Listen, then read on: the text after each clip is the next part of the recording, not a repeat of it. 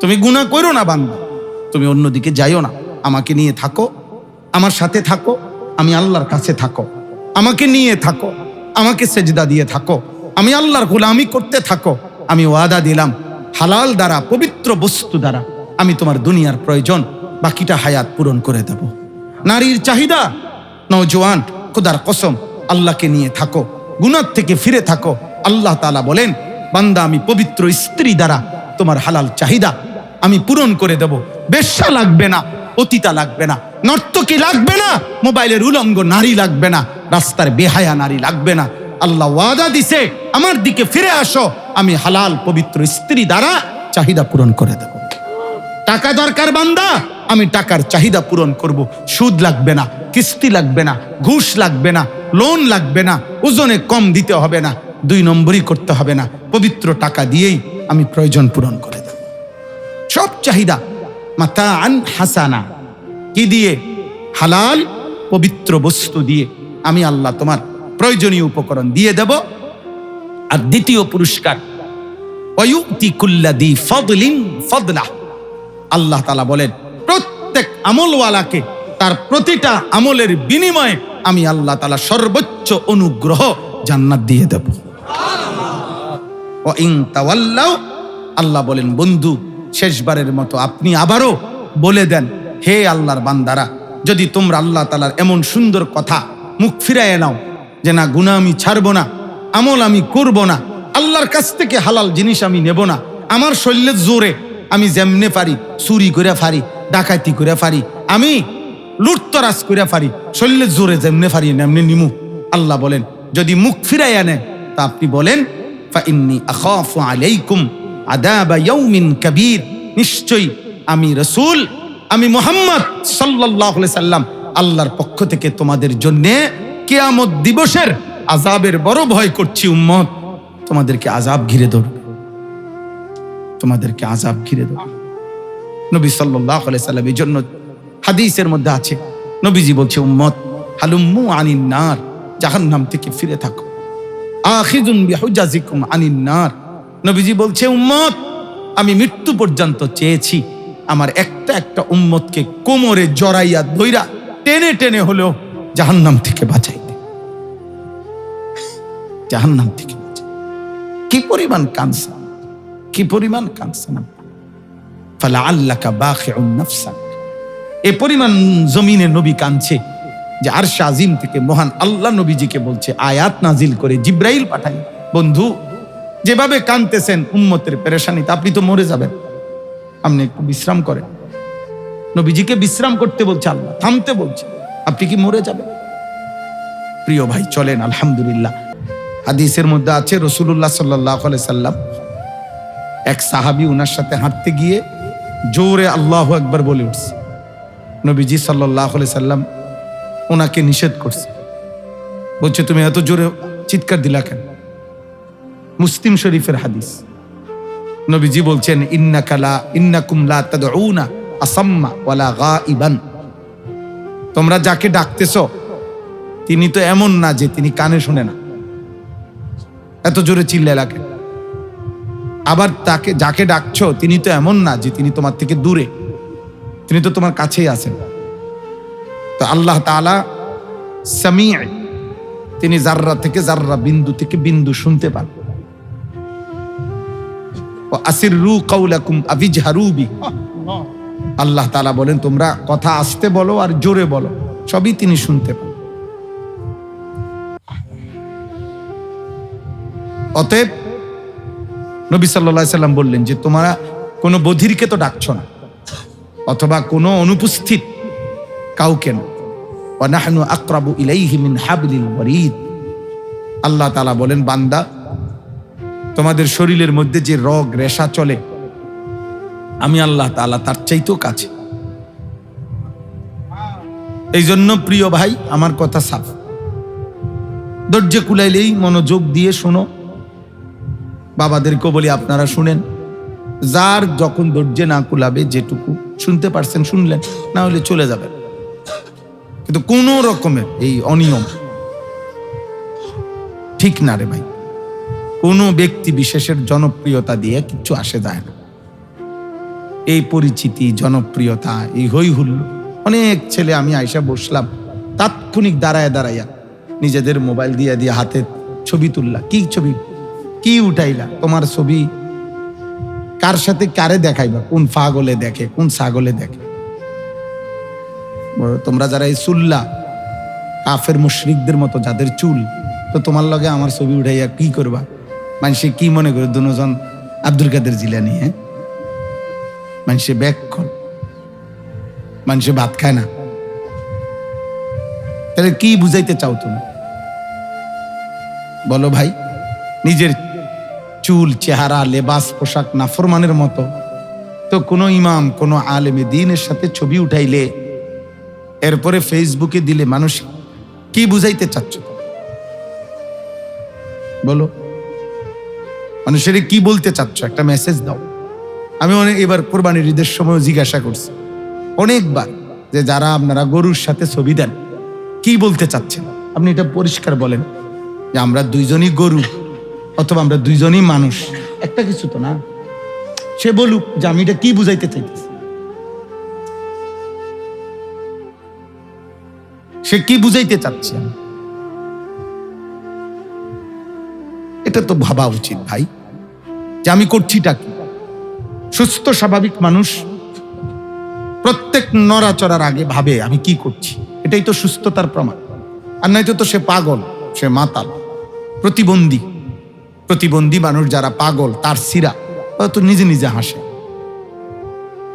নিজে নিজে হাসে না, নিজে নিজে যা ইচ্ছা তাই করে। এই জন্যই তো তারে পাগল বলে মানুষ। কিন্তু সুস্থ স্বাভাবিক মানুষ, তার তো এটা বোঝা উচিত আমি কি করছি। আমি যে গাড়িতে আসছি, গাড়ির মধ্যে যে আমার পিছন দিকে আমি বসি, আমার পিছন দিকে দোনো পাশের গ্লাসে বাহিরের থেকে দেখা যায় না আমার গাড়িতে। তাইলে এরপরও যে ছেলেগুলো গাড়ির ছবি উঠাইলা, কি উঠাইলা? প্রাইভেট কার তোমার আব্বাই দেখছে না কোনোদিন? এটা কি উঠাইলা? বলো ভাই। বেহুদা কাজেরও তো একটা জাতফাত আছে, আহাম্মকিরও তো একটা জাতফাত আছে। অতএব দোস্ত আমার, বিবেককে কাজে লাগাও, বিবেককে কাজে লাগাও। তোমাকে নিয়ে তুমি ভাবো যা করছো তা কি সুস্থ মানুষ এমনটাই করে নাকি পাগল এমন করে? এটা ভাবা উচিত। ওমা ইয়াকিলুহা ইল্লাল আলিমুন। আল্লাহ তাআলা বলে আমার কথাগুলো বুঝে একমাত্র ইলম যাদের আছে তারা। ইন্নামা ইয়াতাযাক্কারু উলুল আলবাব। আল্লাহ তাআলা বলেন বিবেকবান আমি আল্লাহর কথা থেকে উপদেশ গ্রহণ করে, উপদেশ গ্রহণ করে। আল্লাহ তাআলা বলছেন আমার আসমান ও জমিন সৃষ্টি এবং রাত্র দিনের পরিবর্তনের মধ্যে বিবেকবানদের জন্যই নিদর্শন রয়েছে। ইন্না ফি খালকিস সামাওয়াতি ওয়াল আরদ ওয়া ইখতিলাফিল লাইলি ওয়ান নাহার লাআয়াতিল লিউলিল আলবাব। এজন্য প্রত্যেক পাপী, নাফরমান, বেঈমান ভাইয়া, কোরআনুল কারীমে আল্লাহ তাআলা বারবার এই কোরআনে আছে, আল্লাহ তাদেরকে বলছেন লা ইয়াকিলুন, ওরা কিছুই বোঝে না, ওদের কোনো আকল নাই। লা ইয়াফকাহুন, ওরা কিছুই বোঝে না। লা ইয়ালামুন, ওরা কিছুই জানে না। এজন্য কুল্লু মান আসাল্লাহ ফাহুয়া জাহিল। তাফসীরে ইবনে কাসিরের মধ্যে আছে যে যে নাফরমানি করে, পাপ করে, সে মূলত মূর্খ, জাহেল। বিবেকবান, ইমানদার, আকলওয়ালা, দিমাগওয়ালা, বিবেকওয়ালা আল্লাহর নাফরমানি করতে পারে না, নাফরমানি করতে। আল্লাহ তাআলা আমাদেরকে বুঝ দান করেন। সকলের কাছেই বিনীত অনুরোধ, সর্বোচ্চ 40-50 মিনিট সময় দয়া করে, যদি ধৈর্য কুলায়, সুযোগ হয় তো মনোযোগ দিয়ে বসেন। ইনশাআল্লাহ আমরা বেশি রাত করব না। আমার আসতেও একটু দেরি হয়েছে, আপনাদের কষ্ট হইতেছে আমরা বুঝি, চাপাইয়া বসছেন, গরম। এরপরও নওজোয়ান ভাই তোমরা যারা আর জায়গা নাই দাঁড়াইয়া আসো, তোমরাও কষ্ট করে দাঁড়াও, বসেন যারা বসছেন, মনোযোগ দিয়ে এই অল্প একটু সময় আল্লাহর কোরআন থেকে দিল দিয়ে আল্লাহর কথা শুনেন, আল্লাহ বরকত দেবে। আসলে বরকতের জন্য, পরিবর্তনের জন্য ফায়দা পাওয়ার জন্য মনোযোগ, আন্তরিকতা খুব জরুরি, খুব জরুরি। এটা অনেক আজিমুশান নেয়ামত। কোরআন এবং সুন্নাহর ইলম খুব উঁচা ইলম, অনেক দামি ইলম। এজন্য পবিত্রতা, আন্তরিকতা এটা খুব জরুরি। এমনিতে অন্যান্য পড়ালেখা এই যেমনে তেমনে অর্জন হয়, যার তার অর্জন, কিন্তু কোরআন এবং সুন্নাহর ইলম আল্লাহ তাআলা যাকে পছন্দ করে, বাছাই করে, বিশ্বাস করে, আল্লাহ তাকেই কেবল দান। সুম্মা আওরাসনাল কিতাবাল্লাযীনা ইসতাফাইনা মিন ইবাদিনা, কোরআন শরীফে আয়াত আছে। আল্লাহ নবীজিকে শুনাইছেন, বন্ধু আপনার পরে কিয়ামত পর্যন্ত আমি এই কোরআনের উত্তরাধিকার, ওয়ারিস তাদেরকেই বানাবো, আমার বান্দাদের মধ্যে আমি যাদেরকে পছন্দ করব, বাছাই করব তাদেরকে। আল্লাযীনা ইসতাফাইনা মিন ইবাদিনা, যার কারণে দেখা গেছে অনেক সম্পদের অধিকারী, উনি খুব চেষ্টা করছে ছেলেটা হাফেজে কোরআন বানাইতে, হয় নাই। অনেক দিন মজুর ফকির বেচারা কোন রকম দিন আইনা দিন খায়, এমন মানুষের সন্তান হাফেজ আলেম হয়েছে। একমার ঘরের 3 ফুট, মায় হয়তো 3 জনের ব্যাপারেই চেষ্টা করছে, কিন্তু আল্লাহ তাআলা একজনকে হয়তো আলেম বানাইছে, আরেকজন হয় নাই। তাহলে বোঝা গেল মা বাবার একক সিদ্ধান্ত, শিক্ষকের একক সিদ্ধান্ত, প্রতিষ্ঠানের ফায়সালা এটা যথেষ্ট না। মূল ফায়সালা আল্লাহর হাতে। মূল ফায়সালা কার হাতে?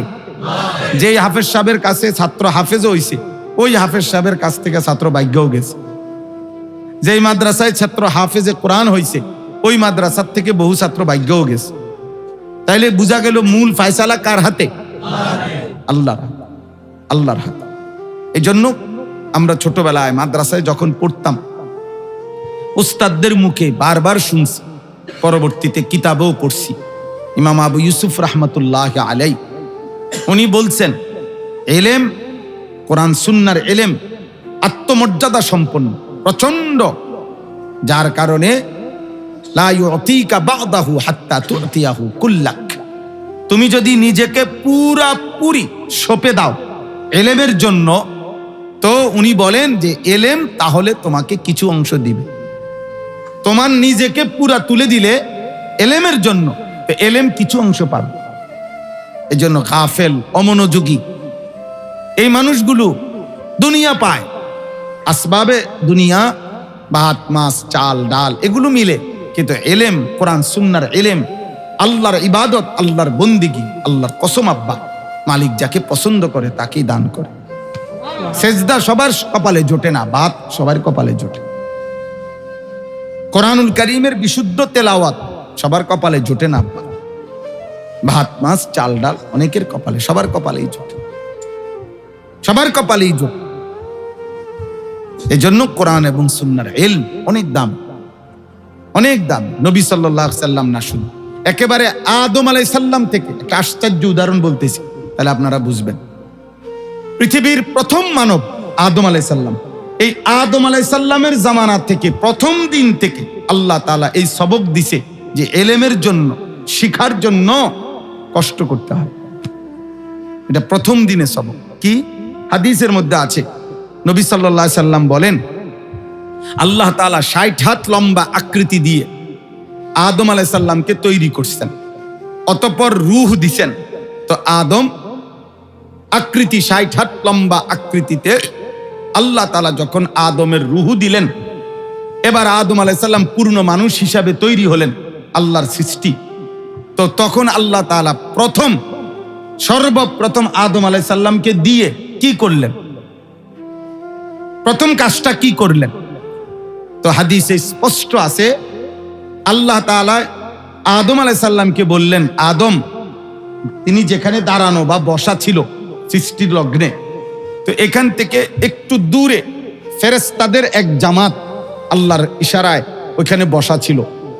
তো আল্লাহ তাআলা আদম আলাইহিস সালামকে বললেন, তুমি উঠো, দাঁড়াও, এবং এইখান থেকে ওই যে ফেরেশতারা বসে আছে ওই পর্যন্ত হেঁটে যাও, ওনাদের কাছে যাও, গিয়া তাদেরকে সালাম দিবা, আসসালামু আলাইকুম, আর শুনবা এইটার জবাবে তারা কি বলে, তো এইটা শিখবা। অতঃপর এটা বুঝে নিবা, এই যে তোমাকে আমি যেটা বলছি আর তারা যেটা বলবে, এই দুইটা মিলাইয়া যা হবে, কিয়ামত পর্যন্ত তুমি এবং তোমার আদম সন্তানদের পরস্পরের সাক্ষাতের প্রথম বাক্য হবে এটা, মানে সালামটা। তো আদম আলাইহিস সালাম এখান থেকে ওইখানে হেঁটে গেছেন, গিয়ে উনাদেরকে সালাম দিছেন, আসসালামু আলাইকুম। তো উনারা জবাবে বলছেন ওয়া আলাইকুমুস সালাম ওয়া রাহমাতুল্লাহ। উনারা উত্তর দিছেন, আল্লাহ তাআলা বলছেন হাদিহি তাহিয়াতুন তাহিয়াতুকা ওয়া তাহিয়াতু যুররিয়াতিক। এখন থেকে নিয়ে কিয়ামত পর্যন্ত তুমি আদম এবং তোমার সন্তানদের পরস্পরের সম্বোধন, সাক্ষাতের প্রথম সম্ভাষণ এই কালেমা। এই যে তুমি যেটা বললা, ফেরেশতা যেটা বলল, শিখলা। তাইলে ওইখানে লিখছে তাফসীরের মধ্যে, বিশেষ করে সাফহাত মিন সাবরিল উলামা, এই কিতাব পৃথিবী বিখ্যাত একটি আরবি কিতাব, শেখ আব্দুল ফাত্তাহ আবু গুদ্দা রাহিমাহুল্লাহ ওনার লিখিত কিতাব। মানে যুগে যুগে এলেমের জন্য আল্লাহর প্রিয় বান্দাগণ কি পরিমাণ কষ্ট স্বীকার করছেন, এটার কাহিনী, ঘটনাগুলো উনি উল্লেখ করছেন। এর মধ্যে এই প্রথম ঘটনা উনি এটা উল্লেখ করছেন। সর্বপ্রথম বলছে, দেখেন আদম আলাইহিস সালাম এখানে দাঁড়ানো, আল্লাহ সৃষ্টি করছেন এখানে। আদম আলাইহিস সালামের কাছে ইচ্ছা করলে ফেরেশতাদেরকে আনতে পারতেন, সেজদা দেওয়ার সময় বলছেন আদমকে সেজদা করো।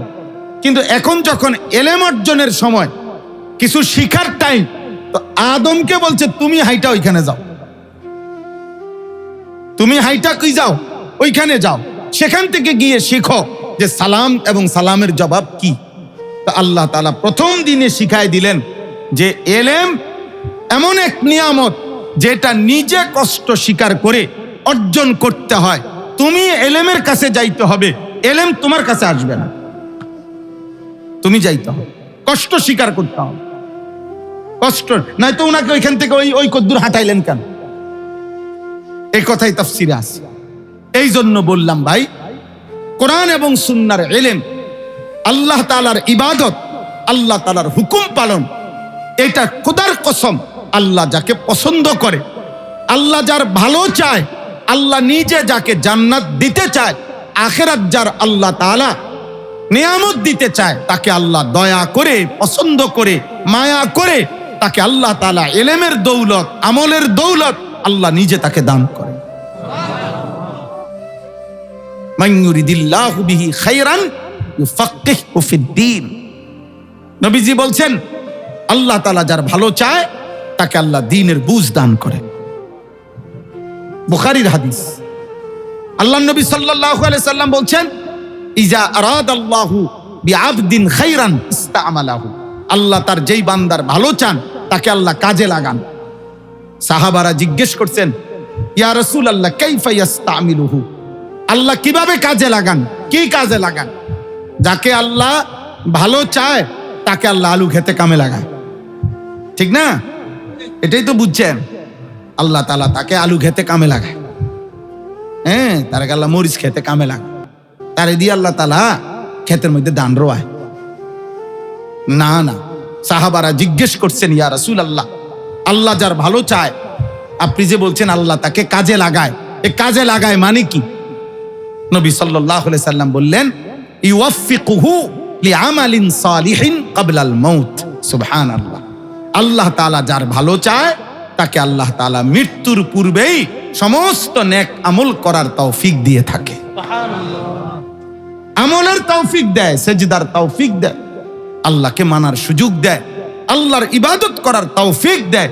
আল্লাহর কসম বাবা, আল্লাহর পাকের কাউকে আমলের তৌফিক দেওয়া, নামাজ, রোজা, হজ, যাকাত, জিকির, তেলাওয়াত, ওযু, গোসল, পাক পবিত্রতা, গুনাহ থেকে বেঁচে থাকে, চুরি, ডাকাতি, জিনা, ব্যভিচার, মদ, জুয়া, নারী, ছবি, গান, বাদ্য, বেপরদিগি, হারাম রোজগার, এর থেকে বাঁচতেছে, আমলের মধ্যে জীবন কাটাইতেছে, নিঃসন্দেহে এটা প্রমাণ বহন করে যে আল্লাহ তাকে পছন্দ করে, জান্নাতের দিকে নিয়ে যাচ্ছে।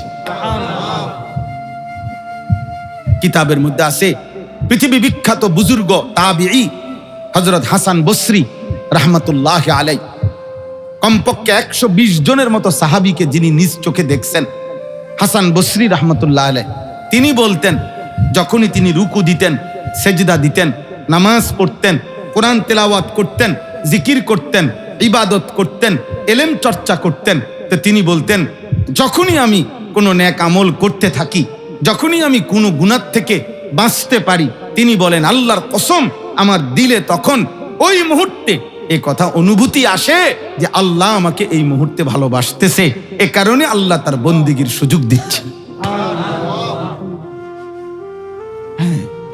কিন্তু আপনি ভাত খাইতেছেন খুব 10 আইটেমের তরকারি দিয়া, এই সময় আপনি বলার সুযোগ নাই যে আল্লাহ আপনার এই মুহূর্তে খুব পছন্দ করছে বলে এত আইটেমের তরকারি আপনার সামনে দিছে। আল্লাহ বলবে না বান্দা, বেঈমান কাফেরের সামনে আমি এর চাইতে বেশি আইটেমের খাবার দিয়ে রাখছি। দেখো, দোতলা একটা সুন্দর বিল্ডিং করে আপনি যদি ভাবেন আল্লাহ আপনারে খুব ভালোবাসে বলে এত সুন্দর বাড়ি করার তৌফিক দিছে, আল্লাহ বলেন না না, আমি বেঈমানকে অপছন্দ করা সত্ত্বেও 60 তালা 70 80 তালার কমে ইউরোপে বিল্ডিং এ দেই না। বলেন, আমার ইউরোপে হাজারো বিল্ডিং 60 70 80 100 তালা, আমরা বাংলাদেশে আছে এরমন? ইউরোপে মানুষ খেতে খেতে সার দেয়। আমার পরিচিত মানুষ আছে, অস্ট্রেলিয়া থাকে, অস্ট্রেলিয়া, উনি বুঝিয়ে গাইছে আপনি সেখানে কি করেন, বলছে অস্ট্রেলিয়াতে উনি খেতে হেলিকপ্টার দিয়া সার দেয়। হেলিকপ্টার দিয়া কি দেয়? সার দেয়। তাইলে তো উনি বেশি ভাগ্যবান না? ওই কাফের বেশি ভাগ্যবান না ওরা? কথা বলেন না কেন?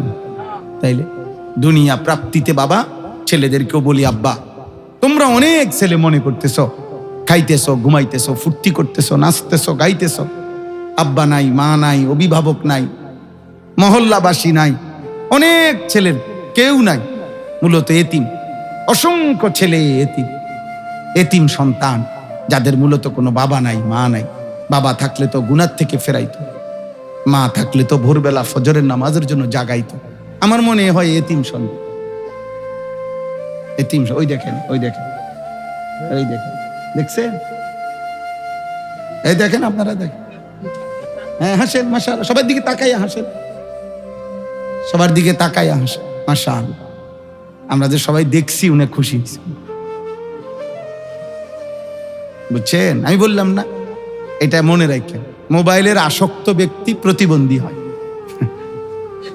সত্য কথা, বাস্তব, এটা আধুনিক গবেষকদেরও কথা, আমার কাছে রেফারেন্স আছে।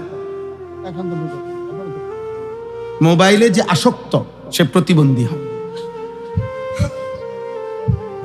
হ্যাঁ সত্য কথা, এটা আধুনিক গবেষকদেরও মনোবিজ্ঞানীদেরও কথা।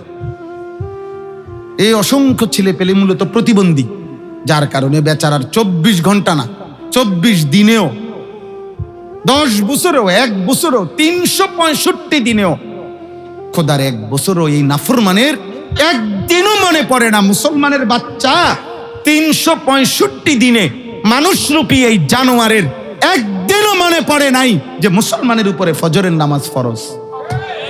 এই জানোয়ার গত 365 দিনে এমন হাজারো নাফরমান আছে, একদিনও ফজরের নামাজ পড়ে নাই। এ কি পরিমাণ আল্লাহ ভুলে গেছে, কি পরিমাণ আল্লাহ ভুলে গেছে।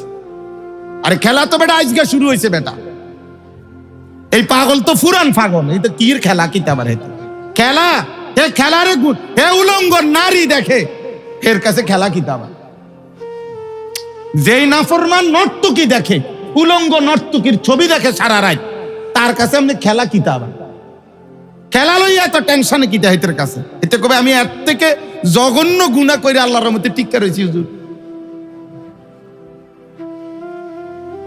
আমি সারা রাত উলঙ্গ ছবি দেখি, কই আমার কিচ্ছু হয় নাই। আবু লাহাব প্রত্যেকদিন সকালবেলা বলতো, তাফসিরে আছে, আবু লাহাব বলতো নবীজির সাহাবীদেরকে, এই বেটা আমার না ধমক দিছত, মুহাম্মদের বিরোধিতা করলে আমার আতফাও অসল হয়ে যাব। প্রতিদিন নাফরমান বলতো, চূড়ান্ত অপমান হওয়ার আগে সে বলতো যে দেখো সকালে উঠতেই কইতো, কই এই কই কি চাঁদ যেমনি রাত দিয়ে এমনি রয়েছে, কই কোনো ক্ষতি দইল না, সব তো ঠিক আছে, বুঝেন নাই আপনি? হাজারো নাফরমান সন্তান তো এটা মনে করে যে হুজুর কই কোনো অসুবিধা তো হয়েছে না, আজকে 365 দিনে কোনোদিন 5 ওয়াক্ত নামাজ পড়লাম না, কই কোনো অসুবিধা তো হইল না, কোনো অসুবিধা তো হইলাম। চুল, চেহারা, বাপ, বংশ, পরিবার সবার থেকে আলাদা হয়ে গেলাম। এই চেহারা অসংখ্য ছেলের চেহারার লগে ধর্মের মিল নাই, বাপের মিল নাই, বংশের মিল নাই, এলাকার মিল নাই, পাড়ার মিল নাই, এই রাষ্ট্রের মিল নাই, এই সমাজের মিল নাই, বাংলাদেশের ঐতিহ্যের সাথে মিল নাই, সংস্কৃতির সাথে মিল নাই, পুরাতন কিছুর সাথে মিল নাই। সম্পূর্ণ বেঈমান কোন কাফের মুশরিক, যাদের হয়তো অনেকের জন্মের ঠিক নাই, এমন নাফরমানের সাথে চুল, চেহারা, লেবাস, পোশাক মিল দিয়া সে আরামসে নাচতেছে, ফুর্তি করতেছে। কেউ যে তাকে মনে করাই দিবে এই বদনসিবের কপালে। আমি সব সময় কাঁদি ভাই, আমার বেশি কষ্ট লাগে এটা। আহারে 365 দিনে আল্লাহ একটা বছরে, এই যে মুহররম মাস শুরু হয়েছে নতুন, একটা বছর শেষ হয়েছে, অথচ একদিনও তার কপালে এমন একজন মানুষ জুটলো না যে তারে উঠাইয়া দিয়া কইবা আব্বা তুই মুসলমান, তোর জন্য ফজরের নামাজ পড়া উচিত। এই দুর্ভাগার কপালে এমন একজন অভিভাবক জোটে না। 365 দিনে এক বছর, তাহলে এতিম না? কথা বলেন না সলিম ভাই? ও তো এতিম আব্বা, ওর বাপ আছে হু দেখা বড়া বইয়া রয়েছে, তার বিদেশ পাঠাইয়া পয়সা কামাই করে। তার আব্বা, তার মা বইয়া রয়েছে বিদেশের টেয়া ফাটাইব কোনদিন, হেবুড়ি হে টেয়ার লইয়া বই রয়েছে। ওটা জমি ঠিক করে রাখছে, কথাবার্তা কইয়া রয়েছে, প্রত্যেক দিন কবর লয় ফুতে টেয়া ফাটাইব কোনদিন। বুঝেন নাই? হ্যাঁ, অসংখ্য মা বাবার হিসাব হলো দুনিয়া। সাফ ছেলে ফেলে একটু বড় হইছে, এবার বুঝছি আমার উপার্জনের মেশিন চালু হইছে, এবার আমার রোজগার হয় বিদেশ। আমি এদিন কেউ জিজ্ঞাসা করছি, এই কয়দিন আগে এক লোকের, চাচা এখন কি করেন ভাই? আল্লাহর রহমতে 2 জন বিদেশ। হুজুর বিশ্বাস করে? মানে উনি বুঝাইতে চাইছে কি না, মানে ওনার কোনো কাজ নাই, ওনার আমি মানে আপনি এখন কি করেন, উনি কি করেন কথায় উত্তর দিছে আল্লাহর রহমতে তারা 2 জন বিদেশ। তার মানে আমি এরপরও কাম করুম, আমি এত ব্যাককল পাইছেন হুজুর আমারে, আমি তো মেশিন লাগাইছি, আমি নিজে 12 লাখ টাকা সুদে নিয়ে ফুদ বিদেশ পাঠাইলাম, কি মেহনত করে লেগে নি? বাবার জানাজা পায় না, আস্তাগফিরুল্লাহ, 2 দিন আগে গেছে বাড়ি থেকে, 2 দিন আগে। আস্তাগফিরুল্লাহ। আল্লাহ আমাদেরকে হেফাজত করে। প্রিয় ভাই, সন্তান, মুসলমানের নওজোয়ান হতে পারে তোর মা খবর নাই, বাবার খবর নাই, এই সমাজের কেউ তোকে ডাকে নাই। আল্লাহর কসম, এই কোরআন হাতে ধরে বললাম, একটা সেজদা যাদের ছুটে গেছে, তোর আল্লাহ তোকে ছাড়বে না, ছাড়বে না, ছাড়বে না, নাফরমান ছাড়বে না, মনে রাখ। আমি বলে গেলাম, একটা নাফরমান ছাড়বে না মালিক তোকে। তোর বাপ হয়তো ভুলে গেছে, তোর মা ভুলে গেছে, এই সমাজ হয়তো তোকে ভুলে গেছে, কেউ তোকে ডাকে না, গুনাহ থেকে ফিরায় না, আল্লাহ তোকে ছাড়বে না। ওয়াকাফা বিযুনুবি ইবাদিহি খাবীরাম বাসীরা। আল্লাহ বলেন, আমার সমস্ত বান্দার প্রতিটা গুনাহের ব্যাপারে শতভাগ খবর রাখতে গিয়ে, দেখতে, নিজ চোখে দেখতে গিয়ে, হিসাব রাখতে গিয়ে আমি আল্লাহ একাই যথেষ্ট। ওয়াকাফা। আমার এই ফেরেশতা যদি নাও লেখে, আমার জমিন যদি সাক্ষী নাও দেয়, আমার গোটা কোটি কোটি ফেরেশতাও যদি না থাকে, আমি আল্লাহ একাই আমার প্রথম সৃষ্টি আদম, শেষ সৃষ্টি ইসরাফিলের ফু পর্যন্ত, যে আমি প্রত্যেকের আলাদা আলাদা হিসাব, জিন্দেগির প্রতিটা নড়া চড়া হাসরের ময়দানে আমি আল্লাহ একাই পেশ করতে সক্ষম। ভুল হবে না বান্দা। লা ইয়াদিল্লু রাব্বি ওয়ালা ইয়ানসা। আল্লাহ বলে, তোমার রব পথ হারায় না, তোমার রব কিছু ভুলেও যায় না,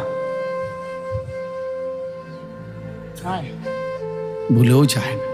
ওমা তাকুনু ফি শা'নিন ওমা তাতলু মিনহু মিন কুরআনিন ওয়ালা তা'মালুনা মিন আমালিন ইল্লা কুন্না আলাইকুম শুহুদান ইদ তুফিদুনা ফীহ। আল্লাহ বলে, বান্দা তুমি যে অবস্থায় থাকো না কেন, আমার কোরআন তুমি যেটুকুই পড়ো না কেন, যখন তুমি যেই আমলই করো না কেন, যখনই তা করতে থাকো, আমি আল্লাহ তোমার সামনেই থাকি, সামনেই। ইল্লা কুন্না আলাইকুম শুহুদান, আমি না বান্দা তোমার সামনেই থাকি। রাত গভীরে আমার যে বান্দা তাহাজ্জুদের সেজদা দেয়, আমি তাকেও দেখতে থাকি। মোবাইলের নর্তকী আর উলঙ্গ ছবি যেই নাফরমান দেখে, আমি আল্লাহ তাকেও দেখতে থাকি, আমি তাকেও দেখি। ইল্লা কুন্না আলাইকুম শুহুদান, নবীজিকে আল্লাহ বলছে আল্লাযী ইয়ারাকা হিনা তাকুম ওয়া তাকাল্লুবাকা ফিস সাজিদিন। আল্লাহ বলে, বন্ধু আপনি যখন নামাজে দাঁড়ান, আমি এক নজরে আপনাকে দেখতে থাকি। ওয়া তাকাল্লুবাকা ফিস সাজিদিন, আপনি যখন আমার বান্দাদের সাথে নামাজে রুকু দেন, সেজদা দেন, উঠেন বসেন, পুরা নামাজে আমি আপনার দিকে এক নজরে তাকিয়েই থাকি। ওয়ালা যিকরুল্লাহি আকবার, ওয়ালা যিকরুল্লাহি আকবার। এই আয়াতের তাফসীরের মধ্যে আছে, আল্লাহ বলে, বান্দা তুমি যখন নামাজ শুরু করো, তো নামাজের প্রথম সেকেন্ডে তুমি যেমন আমি আল্লাহকে স্মরণ করো, এজন্যই তো তুমি নামাজ পড়ছো। ঠিক তোমার স্মরণ যখন আমি আল্লাহকে শুরু হয়েছে, আমি আল্লাহ ঠিক তখনই ফেরেশতাদের মজলিসে তোমাকে স্মরণ করতে থাকি আল্লাহ। এবার আল্লাহ বলেন, যিকরুকা, তোমার স্মরণ, ইয়া, আমি আল্লাহকে তুমি যে স্মরণ করো আর আমি যে তোমাকে স্মরণ করি, এই দুইটার মধ্যে তোমার স্মরণ আমাকে, আমার স্মরণ তোমাকে, এই দুইটার মধ্যে আমি আল্লাহর স্মরণ আকবার, সবচেয়ে বড়, সবচেয়ে বড়। তুমি মনে রাখো আমায় আল্লাহকে তোমার মতো করে, আমি মনে রাখি তোমাকে আমার মতো করে। না, আমি তো বান্দা, তিনি তো কি খালেক। আমার ক্ষমতা আমার মতো, মালিকের ক্ষমতা মালিকের মতো। সুবহানাল্লাহ। ওয়ালা যিকরুল্লাহি আকবার ওয়া রিদওয়ানুম মিনাল্লাহি আকবার। আল্লাহ বলেন, বান্দা সারা জীবন মেহনত করে আল্লাহর যদি সন্তুষ্টি পেয়ে থাকো, তো মনে রেখো আল্লাহর সন্তুষ্টি পাওয়া, রিদওয়ান, এটাই হচ্ছে আকবার, তোমার জীবনের সবচেয়ে বড় পুঁজি। আল্লাহকে পাও, যে তু মেরা তু সব মেরা। যখন আল্লাহ আমার সবই আমার, আগার একটু নেহি মেরা তো কোই শাই নেহি। যখন আল্লাহ আমার নয়, তো কিছুই আমার নয়। আল্লাহ তোমাদেরকে ভালো রাখেন। নওজোয়ান, তোমরা আল্লাহর দিকে ফিরো, আল্লাহর দিকে ফিরো বাপ, আল্লাহর দিকে ফিরো। একটা যুবক, একটা কিশোর, একটা মুসলিম সন্তান, ইসলাম তোমাদের দিকে তাকিয়ে আছে। আমার নবী সাল্লাল্লাহু আলাইহি সাল্লামের 23 বছরের মেহনত তোমাদের দিকে তাকিয়ে আছে। নবী সাল্লাল্লাহু আলাইহি সাল্লামের তায়েফের রক্তমাখা দিন, উহুদের দান শহীদ করা দিন, পেটে পাথর বাঁধা দিন, আমরা কিতাবে পড়ছি। নবী সাল্লাল্লাহু আলাইহি সাল্লাম তায়েফের ময়দানে এই পরিমাণ রক্তাক্ত হয়েছিলেন। শোনো না ভাই, শুনেন ভাই, এটা নিয়ে পেরেশান হই না, কোনো অসুবিধা নাই, গরম লাগবে আমার কিচ্ছু। তো তায়েফের ময়দানে যখন আল্লাহ নবী সাল্লাল্লাহু আলাইহি সাল্লামকে রক্তাক্ত করে ফিরায় দিছে, হযরত যায়েদ ইবনে হারেসা বলেন, নবীজির সফর সঙ্গী ছিলেন, নবীজির পালক পুত্র যায়েদ, তিনি ছিলেন নবীজির সাথে তায়েফের সফরে। তিনি বলেন, নবীজি যখন তায়েফ থেকে ফিরে আসছে, নাখলা নামক জায়গায় একটি খেজুর আঙ্গুরের বাগানে আইসা অবস্থান নিছে। ওই বাগানে ঢুকছে, আর এরপরে ওই দুষ্ট ছেলেরা পাথর মারা বন্ধ করে ফিরে গেছে। হযরত যায়েদ বলেন, এই পরিমাণ রক্ত ঝরছে, আল্লাহ নবী সাল্লাল্লাহু আলাইহি সাল্লামের পবিত্র পা মুবারক আর জুতা রক্তে জমাট বাইদা গেছে, আমি খুলতে পারছিলাম না। হযরত যায়েদ বলেন, আমি রাসূলুল্লাহ সাল্লাল্লাহু আলাইহি সাল্লামের পবিত্র দেহ মুবারকের রক্ত যা গড়ে গড়ে পড়ছিল, আমি নিজের গায়ে মাখতেছিলাম, আর মনে মনে খুব ভাবতেছিলাম যে আল্লাহ, আপনার বন্ধুর একটা রক্ত জমিনে পড়লে আর আপনার যদি গোসা উঠে, রাগ ওঠে, তাইলে তো আমার জাতি শেষ হয়ে যাবে। এই ভয়ে উনি নবীজির রক্ত নিজের গায়ে মাখতেছিলেন, যে রক্তের ফোঁটা যদি জমিনে পড়ে আর আল্লাহ যদি নারাজ হয়ে যায় তাহলে তো তায়েববাসীকে উল্টায় ফেলবে, শেষ করে দিবে। এই রাত্রে কিতাবে আছে, ফাজাইলে আমালের মধ্যে আছে, আল্লাহ নবী সাল্লাল্লাহু আলাইহি সাল্লাম রাত্রিবেলা এই রক্ত মাখা শরীর নিয়ে গভীর রাতে তাহাজ্জুদ নামাজ পড়ছে। রাত গভীরে নামাজ পড়ে এবার হাত তুলে লম্বা একটা মুনাজাত করছে। এই মুনাজাতের মধ্যে আছে নবীজি বলছে আল্লাহকে, আল্লাহ আপনি আমারে কালেমার দাওয়াত নিয়া কার কাছে পাঠাইলেন? এই মানুষগুলো আমার এই পরিমাণ পাথর মারলো, আমি তো তাদের দুশ্মন না, আমি আপনার কথা বলছিলাম, ওরা আমার এইভাবে মারলো কেন, এত রক্ত জড়াইলো কেন? মানে নবীজি এভাবে আবেগে বলতেছিলেন। বলতে বলতে অনেকক্ষণ আল্লাহর কাছে বলে কিতাবে আছে শেষ কথা নবীজি বলছে, আল্লাহ এগুলো একটাও আমার অভিযোগ না, আমি শুধু আমার আবেগ বললাম আপনার কাছে, আমি আমার উম্মতের বিরুদ্ধে কোনো অভিযোগ করছি না। ওরা আমারে মারছে, রক্ত ঝরাইছে, অভিযোগ না মাওলা, আমি এমনি বললাম যে আপনার কথা বলছি, ওরা আমাকে এইভাবে পাথর মারছে। এরপরে নবীজি বললেন, শুধু আল্লাহ এই রাত গভীরে মাওলা আমি শুধু একটা জিনিস শুনতে চাই, আপনি যদি বলেন যে আমার এই রক্ত এত কষ্টের পরেও আপনি শুধু বলেন আপনি আমার উপরে খুশি আছেন কিনা, যদি বলেন আপনি খুশি তো ফালা উবালি, আমি আর কোনো কিছুর পরোয়া করি না। এই কথাটা নবী জানতে চাইছে, আল্লাহ আপনি বলেন আপনি রাজি, আমার উপরে খুশি কিনা, আমি আরো বলবো আমার আরো রক্ত ঝরুক, আমি পেটে পাথর বাঁধবো, আমি তায়েফের রক্ত সইব, আমি আঘাতের পর আঘাত সইব, আপনার কথা বলেই যাব, শুধু বলেন আপনি খুশি কিনা। এজন্য দোস্ত, কোন বেঈমান কোন দুশ্মন আমাদের বন্ধু হবে না আব্বা, হবে না। ওরা আমাদের লক্ষ লক্ষ কোটি কোটি যুবককে খেলার নেশায় লাগায় দিছে। একটি খেলাকে কেন্দ্র করে এক তালে সমান তালে চারটা পাপ সমান তালে করছে। একটা হলো খেলা, 2 নাম্বার হলো মদের আড্ডা, 3 নাম্বার হলো নারী জিনা ব্যভিচার, 4 নাম্বার হলো জুয়া। আমি কোরআন সাক্ষী রেখে বললাম, তোমরা খবর নাও, এই বিশ্বকাপ ফুটবলকে কেন্দ্র করে 1 নম্বরে খেলতামাশা হইতেছে, 2 নম্বরে কোটি কোটি লক্ষ লক্ষ বোতল মদ পান হচ্ছে, 3 নম্বরে 3টা দেশের বিশ্বকাপ যেখানে হচ্ছে তার চারপাশের সমস্ত হোটেলে জিনা আর ব্যভিচার, বেশ্যাবৃত্তি আর পতিতাবৃত্তি হচ্ছে, 4 নম্বরে কোটি কোটি টাকার জুয়া খেলা হচ্ছে। আমি কথাটা একবার বলি নাই, বরং অসংখ্যবার বলছি। কারো হিম্মত থাকলে তুমি খোঁজ নিয়ে প্রতিবাদ করতে পারো যে না হুজুর আপনার এই তথ্য মিথ্যা। তথ্য 3টা দেশের সরকারি ভাবে অনলাইনের খবর হলো, মিডিয়ার খবর, 3 দেশের সরকার মাঠের বাহিরে তাদের সর্বশ্রেণী সাধারণ মানুষের মধ্যে যেন যৌনবাহিত রোগ, নারী পুরুষের অবাধ মেলামেশার কারণে যেন যৌনবাহিত রোগ ছড়িয়ে না পড়ে, এর জন্য সবচেয়ে বেশি পেরেশানি করে সর্বোচ্চ ব্যবস্থাপনা করছে। নিরাপদ যৌনতার জন্য, নিরাপদ জিনাজাত, নিরাপদ।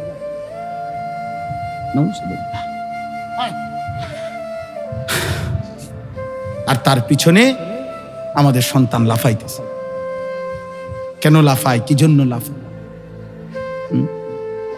উল্লাসের সাথে একটা কাফের দলকে উল্লাসের সাথে তুমি কলিজা দিয়া মহব্বত দিয়ে তো তুমি উল্লাসের সাথে চিৎকার দিয়া উঠছ।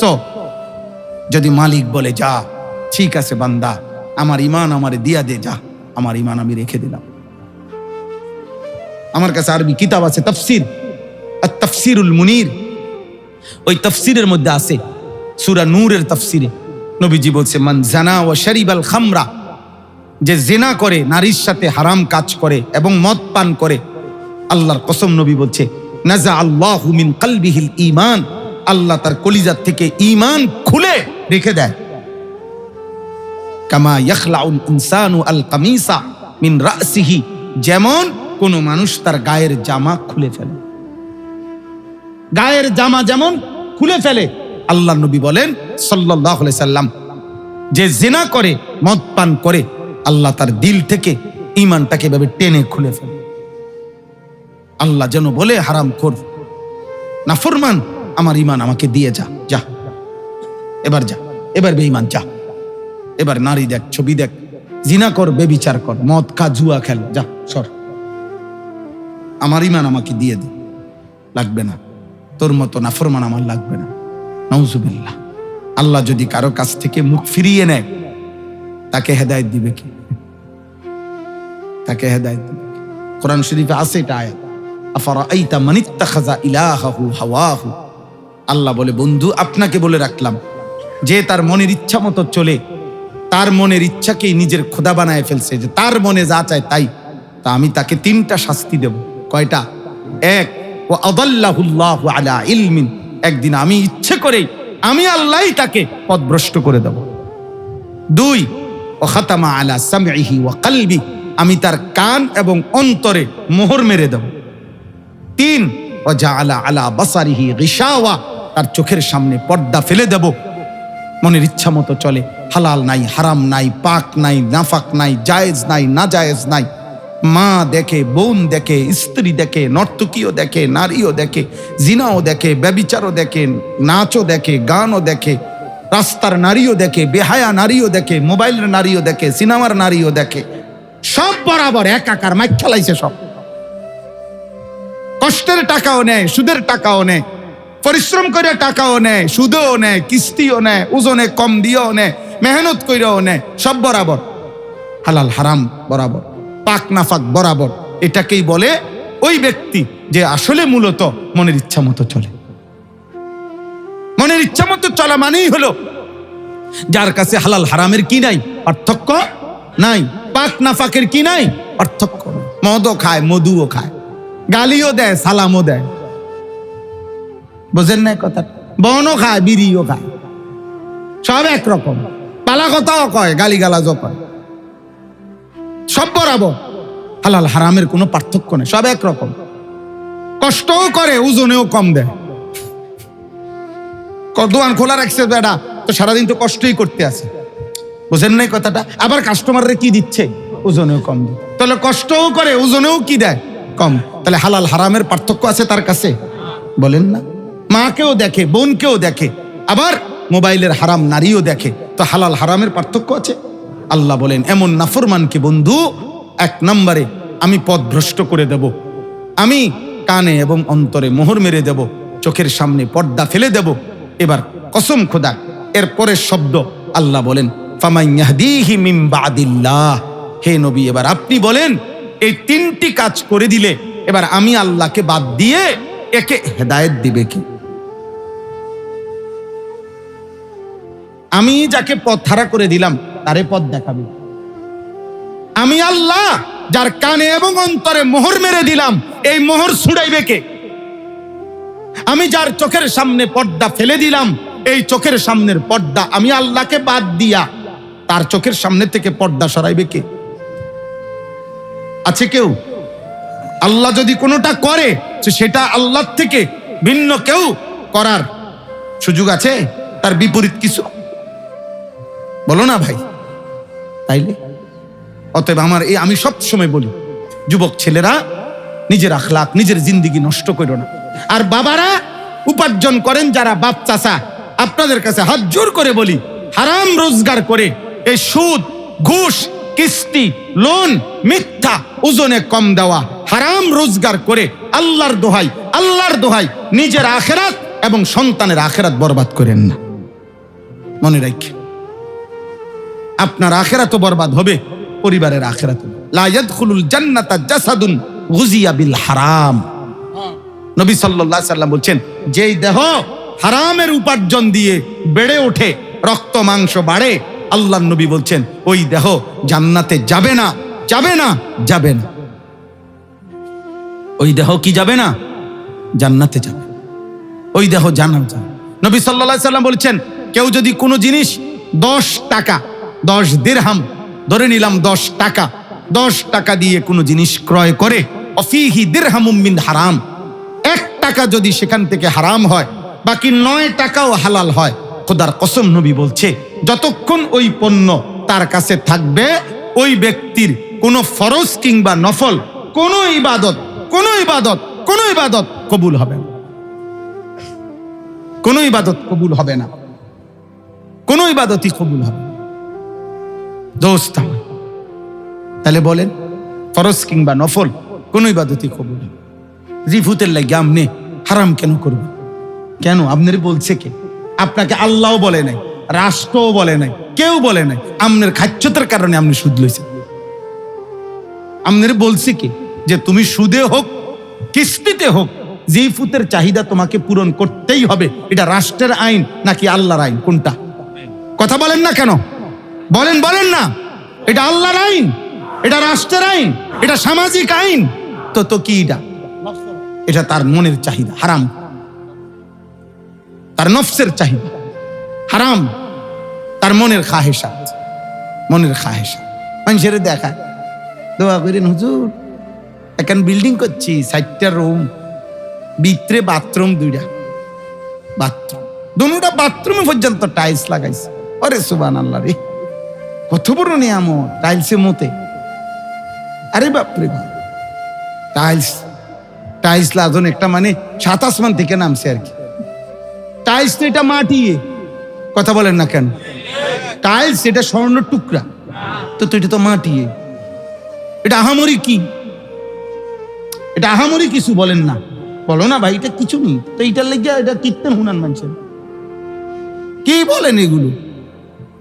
আমি এইবার কোরবানির ঈদের সময় দেখছি এক ভদ্রলোক, ওনার সুন্দর বিল্ডিং, উনি নিচতলায় থাকে, আমার দোতলায় উঠাইছে। তো দোতলায় এক পাশে দেখি একটু অন্ধকার।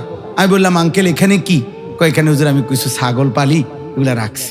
আমি মাশাআল্লাহ, আল্লাহর নিয়ামত, আল্লাহ ইজ্জত দিলে কি না করতে পারে, সবই তো মালিকের ইচ্ছা। মানুষ থাকে নিচতলায়, ছাগল থাকে দোতলায়। অত ইজ্জু মান তাশাউ অত জিল্লু মান তাশাউ।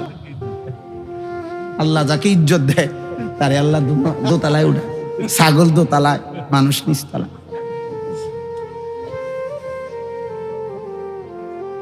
বুঝেন না? আল্লাহ দিচ্ছে না ইজ্জত ছাগলের। তো বিল্ডিং এর দোতলায় ছাগল থাকে, নিচতলায় মানুষ থাকে, এটা আহামরি কিছু? বলেন না আহামরি কিছু? আখিরাত। তাহলে আমাদের জিন্দেগি আখিরাত।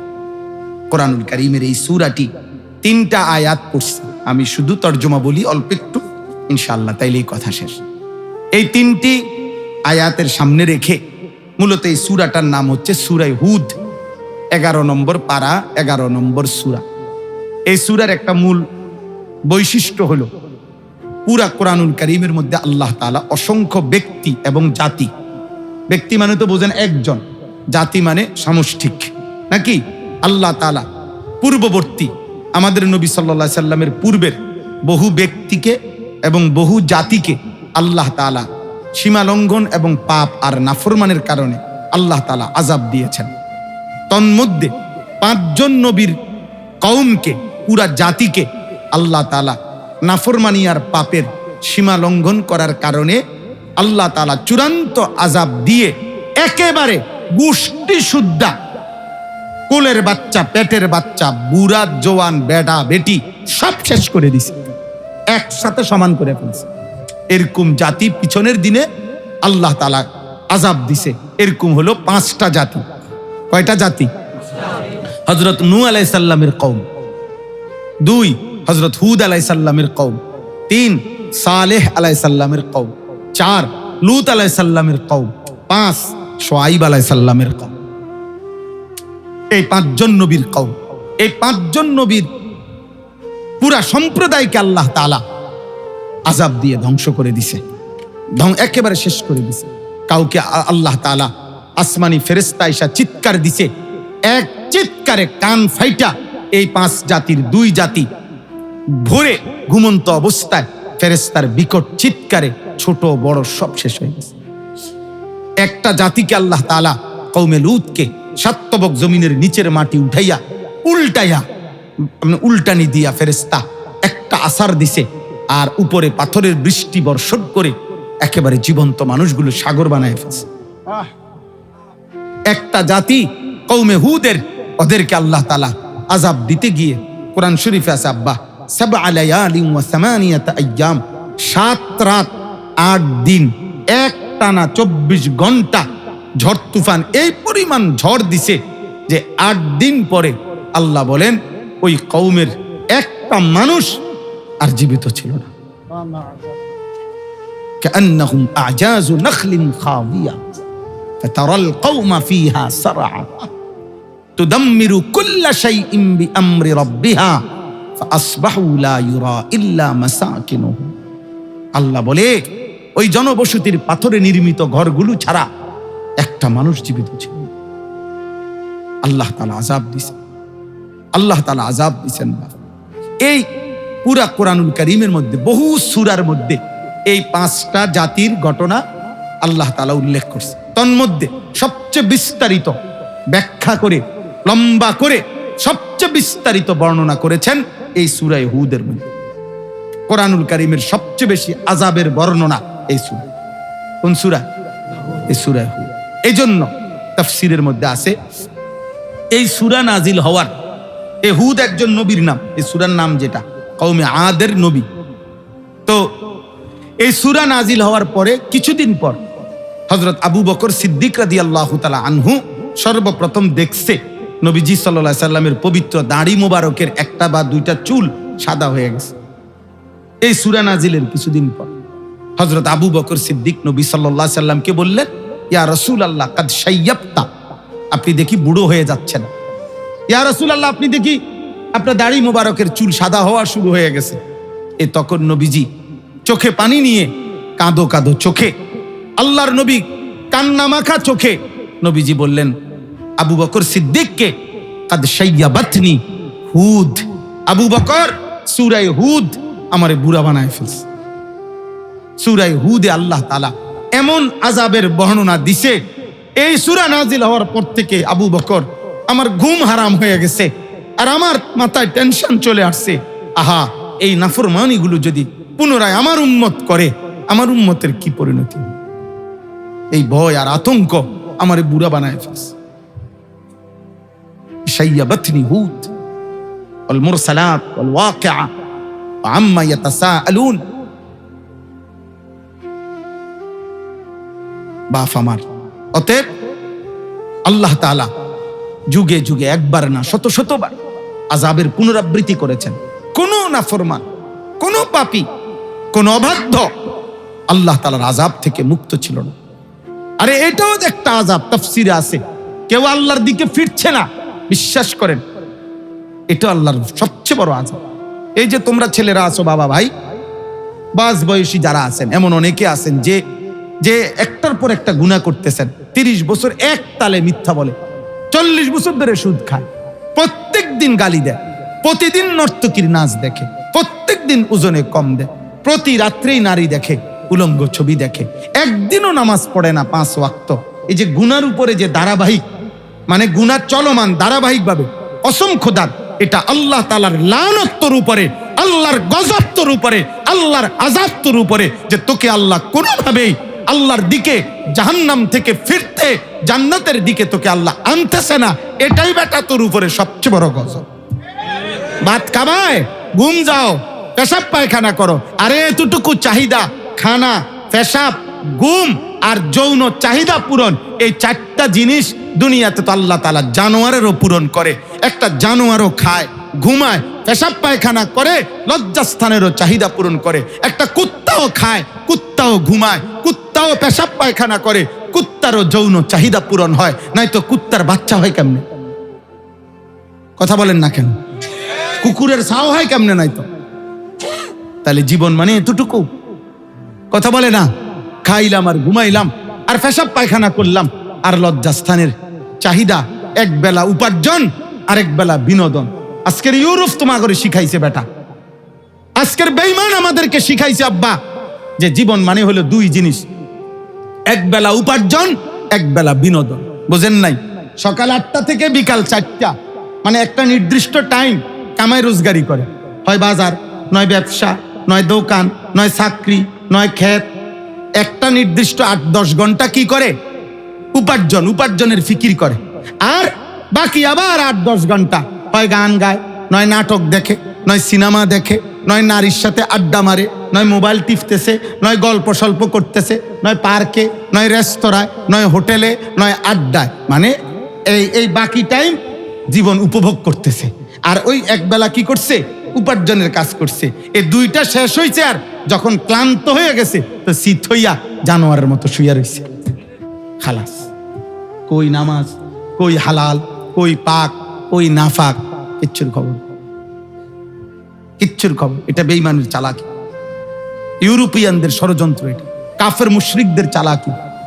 এজন্য দেখেন না, এই পৃথিবীতে যদি 600 কোটি কাফের হয়, মনে রাখবেন 600 কোটি কাফের এই পৃথিবীতে, এই 600 কোটি কাফের মধ্যে যদি কর্মক্ষম মানে সাবালক মনে করেন পুরুষ যদি 200 কোটি হয়, 300 কোটি হয়, 400 কোটি হয়, তো এই 400 কোটি উপার্জনকারী কাফের পুরুষের ফিকির কি? এই ফিকির একটাই, দুনিয়া কেমনে আরো আরামসে ভোগ করা যায়।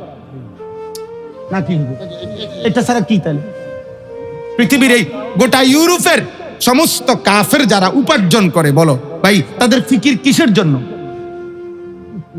দুনিয়া নাকি আখেরাত?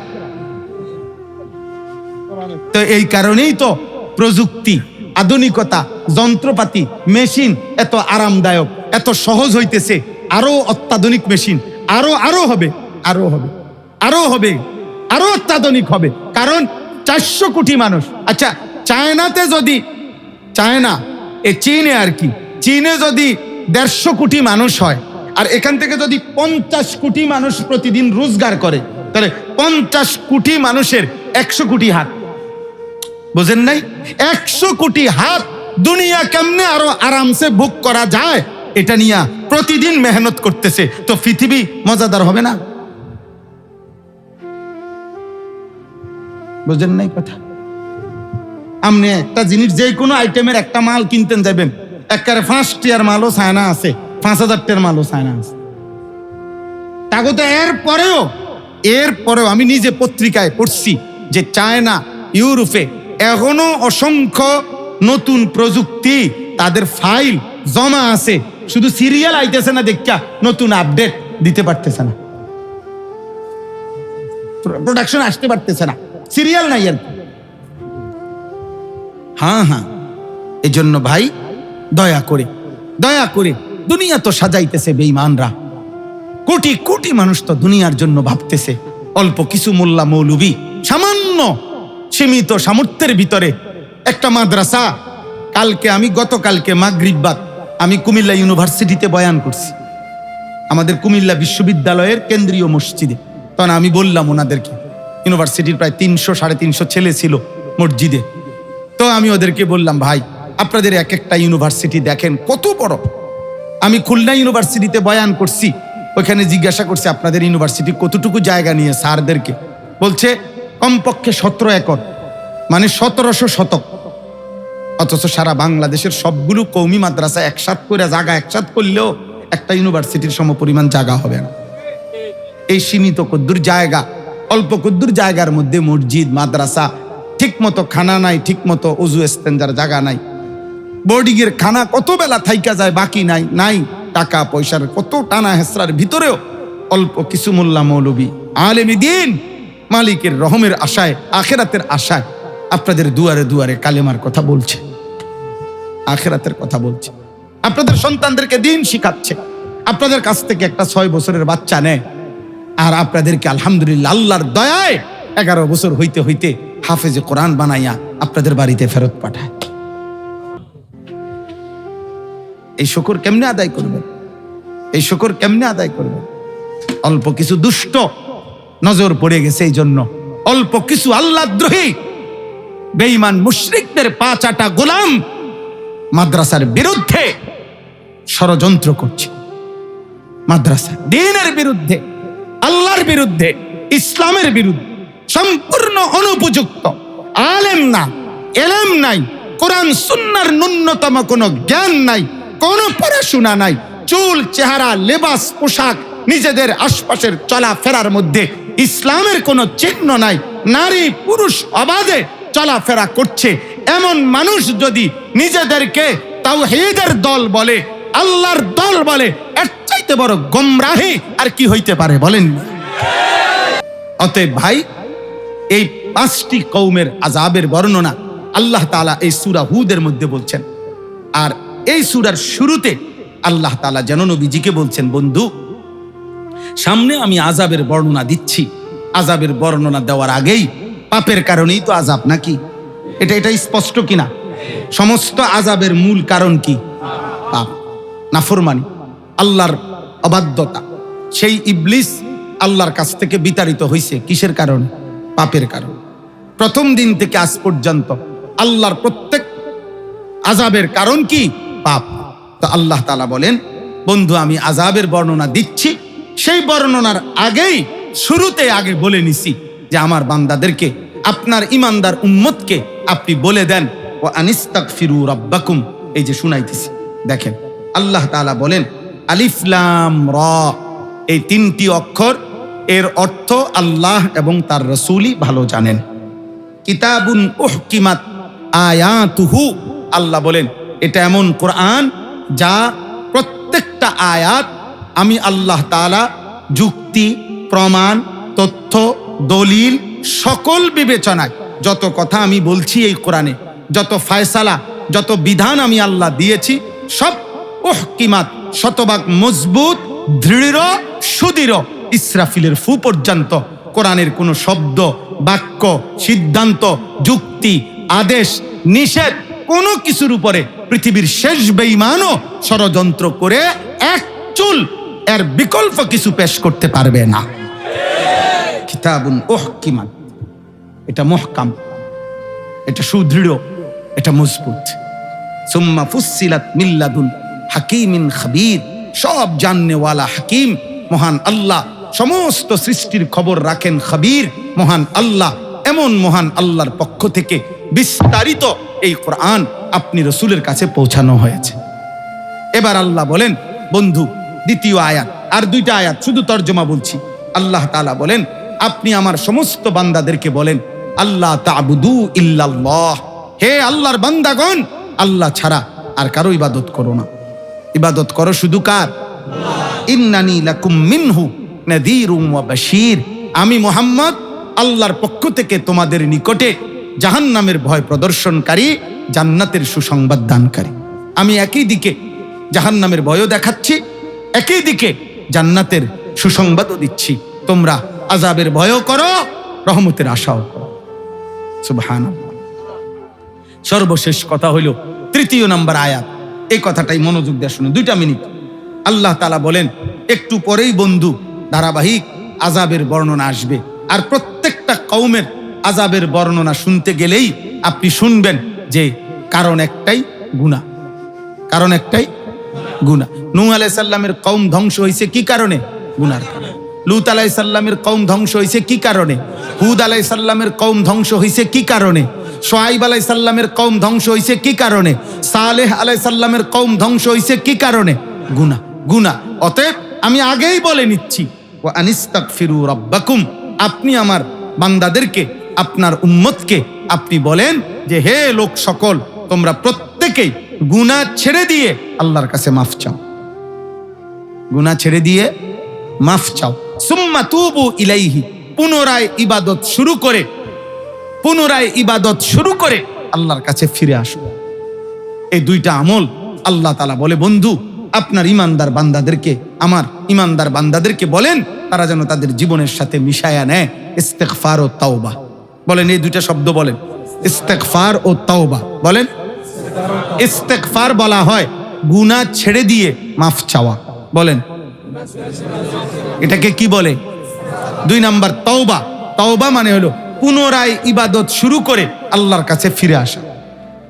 বলেন, ইবাদত শুরু করে আল্লাহর কাছে কি করা? ফিরে। এটারে বলে তাওবা। এই আল্লাহ বলেন এই 2টা কাজ কর। মনে রাখবেন আব্বা, অনেক বয়স্ক লোক আছেন, আপনাদের কাছে অনুরোধ করি চাচা, গুনাহ ছেড়ে দিয়ে মাফ চাওয়া, এটারে বলা হয় ইস্তেগফার। পুনরায় ইবাদত শুরু করে আল্লাহর কাছে ফিরে আসা। তাওবা অর্থই ফিরে আসা। আর রুজুউ ইলাল হালাতিল উলা, প্রথম অবস্থায় কি করা? ফিরে আসা। প্রথম আল্লাহ আপনাকে যেমন বানাইছিলেন গুনাহমুক্ত, ওই রকম ফিরে আসা, এটারে কয় কি? তাওবা। তাইলে আমি কিন্তু নির্ভরযোগ্য তাফসির থেকেই বলতেছি। তো আল্লাহ তাআলা বলেন এই দুইটা কাজ করা, যে গুনাহ ছেড়ে দিয়ে মাফ চাওয়া। আবার বলেন, এটার নাম কি? 2 নাম্বার, তওবা মানে কি? পুনরায় ইবাদত শুরু করে, মানে যার যে আমলটা ছুটে গেছে ওইটা পুনরায় আবার কি করা? শুরু করে আল্লাহর কাছে ফিরে আসা। এটা গুরুত্বপূর্ণ, এই জন্য বললাম। কেন গুরুত্বপূর্ণ?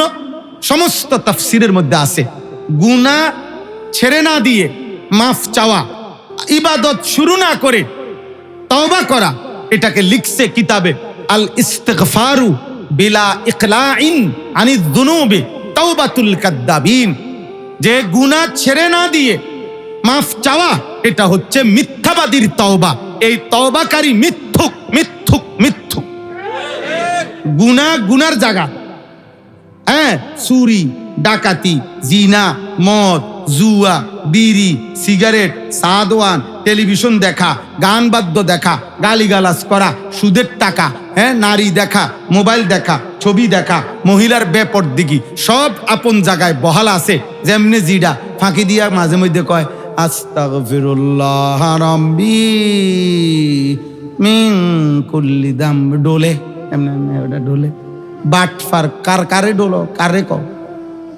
হ্যাঁ, পকেটে বিড়ি, এবারে কয় আস্তাগফিরুল্লাহ। কিতা আস্তাগফিরুল্লাহ কাকু? কারে মানে এটা কারে কইতে আছেন আস্তাগফিরুল্লাহ? এটা নিয়ে আস্তাগফিরুল্লাহ। এবারে ক্যাশে এই টাকা থুইয়া, সুদের টাকা থুইয়া, এবারে কইছে কয় 2 মিনিট বইও সালামটা ফিরাইয়া আইতেছে, কে হাড়ি গন্যা দিব অথবা গন্যা রাখবো।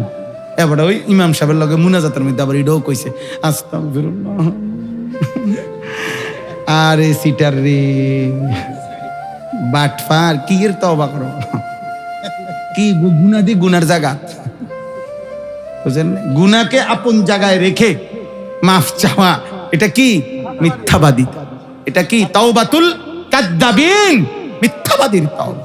এমন ইস্তিগফারের উপরে ইস্তিগফার, এমন তওবার উপরে তওবা, এমন আস্তাগফিরুল্লাহর উরফে আস্তাগফিরুল্লাহ। এটা একটা উদাহরণ দিলে বুঝবেন। আমাদের পাকিস্তান করাচির হযরত আরিফ বিল্লাহ, হযরত মাওলানা শাহ হাকিম মোহাম্মদ আখতার রাহমাতুল্লাহি আলাইহি, উনি এটা বলছে, একবার হজ্জে যাইতেছেন হযরত বিমানে করে, তো এহরাম পরা এই শায়েখ, অনেক বড় বুজুর্গ, ওলামায়ে কেরাম উনাকে চিনে। তো উনি যখন বিমানে হজে যাচ্ছে, তো উনার পাশের সিটে যেই হাজী সাহেব বসছে, উনিও হজে যাইতেছে, উনিও এহরাম পরা, হজ্জের পোশাক, আর হজরত। কিন্তু এই বেচারা হইল সাধারণ মানুষ।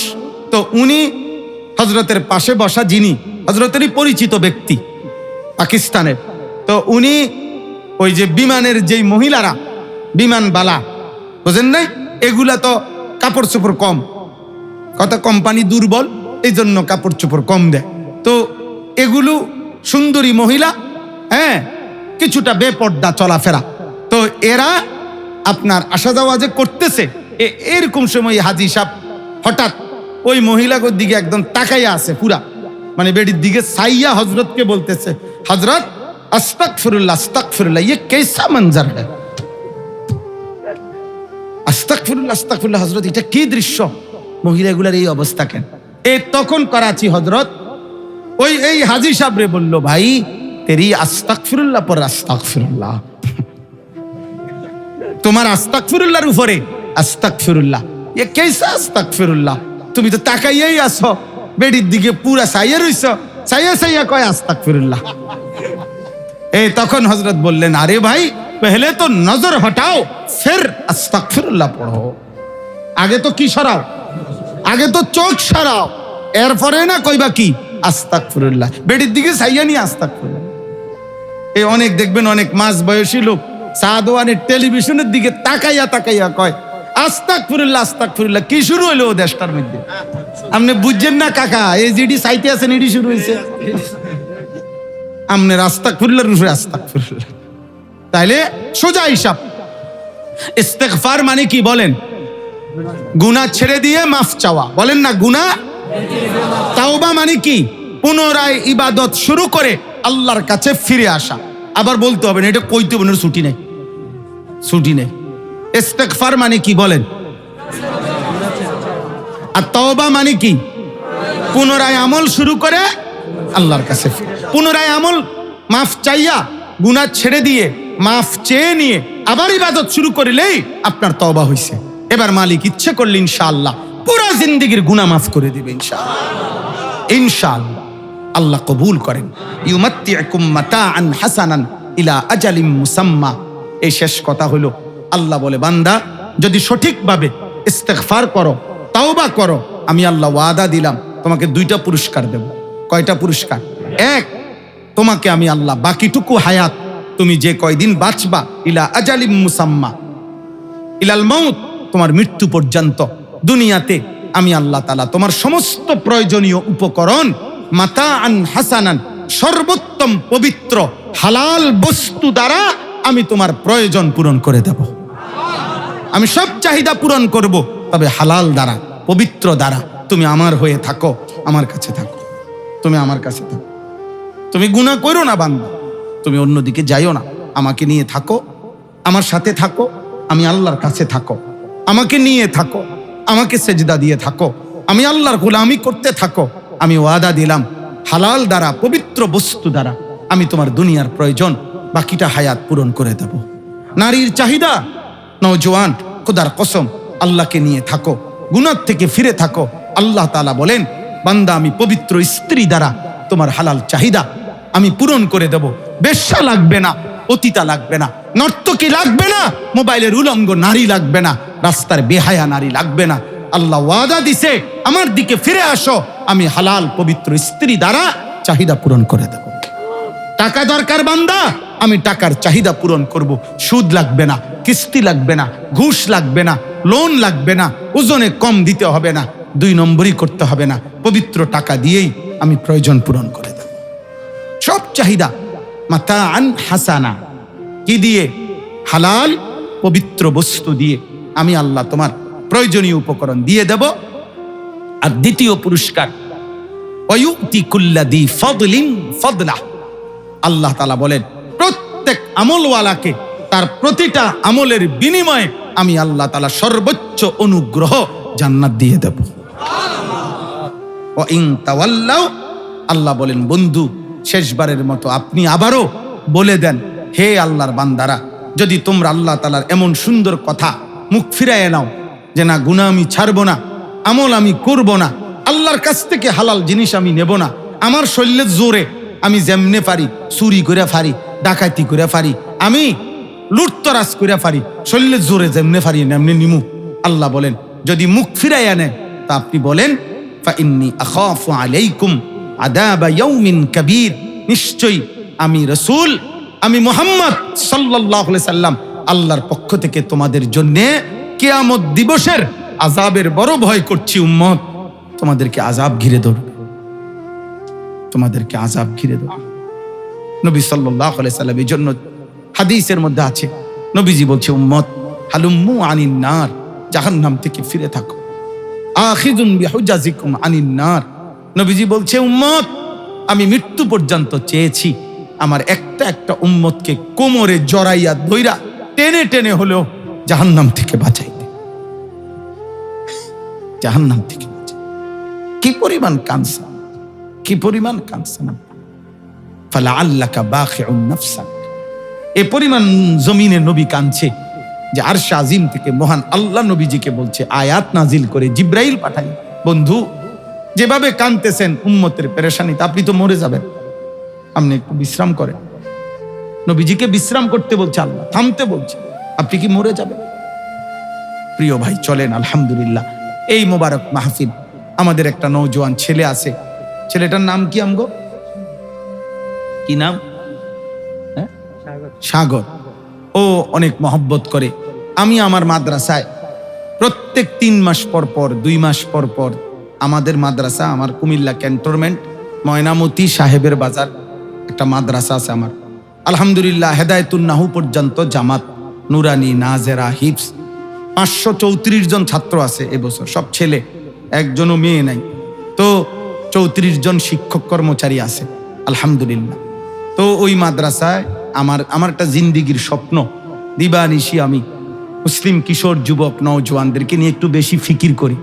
আমার আশা ওরা দিন শিখবে, আল্লাহ চিনবে, স্কুলে পড়ুক, কলেজে পড়ুক, ইউনিভার্সিটিতে পড়ুক, যে যেখানেই পড়ুক অসুবিধা নাই, আল্লাহ চিনুক, কোরআন পড়ুক, দিন শিখুক।